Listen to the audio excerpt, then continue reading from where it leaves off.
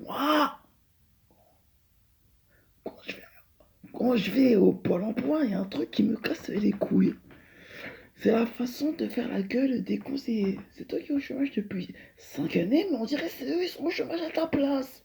Alors moi, pour détendre l'atmosphère, quand c'est à mon tour de passer, je vais les voir et je leur dis, excusez-moi, est-ce que vous êtes intéressé par un poste à temps partiel dans une chambre où vous devez rester les yeux fermés sous une couverture dans un lit jusqu'au moins 13 h de l'après-midi?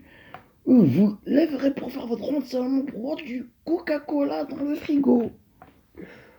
Ou boire avec le fond de ketchup et de moutarde picorer les bouts de gratin qui restent dans la marmite. Et puis vous recouchez. Ah oui, il dit non, sans façon, merci. Et il fait toujours la gueule. Ouais, t'as sa collègue et lui il rapporte un café. Un café tout noir. Un café tellement noir que quand tu vois une piché corps, on dirait que tu sors de la mine. Quand tu vois, ils travaillent dans quelque chose, je comprends pourquoi ils se font la gueule. La mine, c'était dans les années 30. Cousin. Donc je dis, en le voyant boire ce café, que le Coca-Cola sans bulle, c'est mieux que le café le matin, ça fait de meilleur. Alors moi, au Pôle emploi, il y a toujours un problème quand le conseiller lit mon CV. Il dit, Franco, nanani, nanana. Je me demande pourquoi je dis nanani, nanana. C'est pour éviter de dire mon nom de famille et va pas t'amuser à aller sur Wikipédia à taper Franco, nanani, nanana pour savoir mon autobiographie. Bref, j'en étais où? Genre, quand le conseiller lit mon CV, il dit Franco, le public. Là, vous êtes censé dire nanani, nanana. Faut suivre. Ah, c'est pas grave. Voilà, j'en étais où? Date de naissance, nanani, nanana, 1991. Après, il dit vous avez une expérience en tant qu'astronaute pour la NASA le 6 mars 1985. Comment ça se fait que vous êtes né en 1991 et vous avez une expérience le 6 mars 1985? Ah, vous savez, c'est qu'en 85, elle n'existait pas encore la photocopieuse. Mais il me dit, mais je m'en fous qu'elle n'existait pas. Vous êtes né en 91 et vous dites avoir travaillé comme astronaute en 1985. Ce n'est pas possible. Ah, je sais pas, moi, en fait, je suis allé sur Mars et vous savez, c'est des années-lumière de la Terre. Donc, voilà, ce qui explique le décalage. Après, après, il regarde le CV. Bon, en 96, vous avez été pilote d'avion. 95, biochimiste. 87, ingénieur automobile pour Ferrari. 86, styliste, dessinateur pour Louis Vuitton. 99, médecin pour Médecins sans frontières. 2000, maître conférencier à la Maison Blanche. 2001, vainqueur de la Ligue des Champions avec le Real de Madrid. 2002, vainqueur de l'Eurovision. 2003, accouché avec Jennifer Lopez. Et après, il dit dans mon profil, et le poste que vous recherchez, c'est époueur. Et il me dit, vous avez le niveau bac plus 5. Je lui fais oui. Puis il me dit, alors, comment ça s'est fait que je vois votre diplôme, c'est le brevet des collèges? Vous avez déjà été à la fac? Ouais, j'étais dans une école d'ingénieur, c'est vrai. Ouais, en fait, je faisais le ménage, je me suis endormi à l'intérieur, dans la salle de cours. Et quand je me suis réveillé, j'ai entendu une soirée avec des mecs qui rangeaient leurs affaires. Donc ça fait de moi un bac plus 5.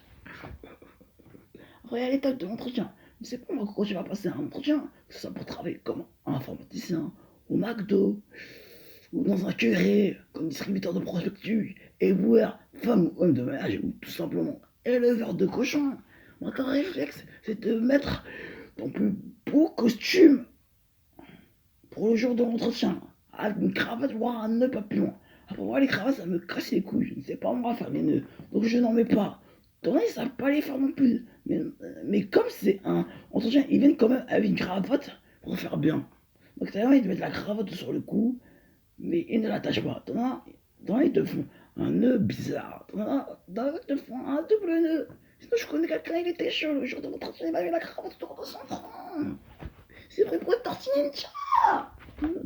À la limite, tu veux faire un livreur de pizza, tu fais ah, c'est la tortue ninja. Bon, revenons au costume. T'as quelqu'un pour être intérimaire en manutention, il a acheté, juste pour l'entretien, un costard à 500 euros. En fait, c'était un starco qui fait 100 fois son salaire. Qu'est-ce qu'il allait gagner dans le mois? On a une chance d'antenne, tu gagnes 5 euros par mois. Il achète un costard à 500 euros.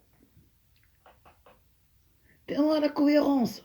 Après, t'as les héros que vous connaissez tous. Ça fait comme jamais. Ils viennent avec trois cravates. Une rose, une jaune, une bleue. Une chemise orange avec un pantalon vert et des poitrines vertes pieds. Façon crocodile. Sauf que comme elles sont trouées, les chaussures, le crocodile a la gueule grande ouverte.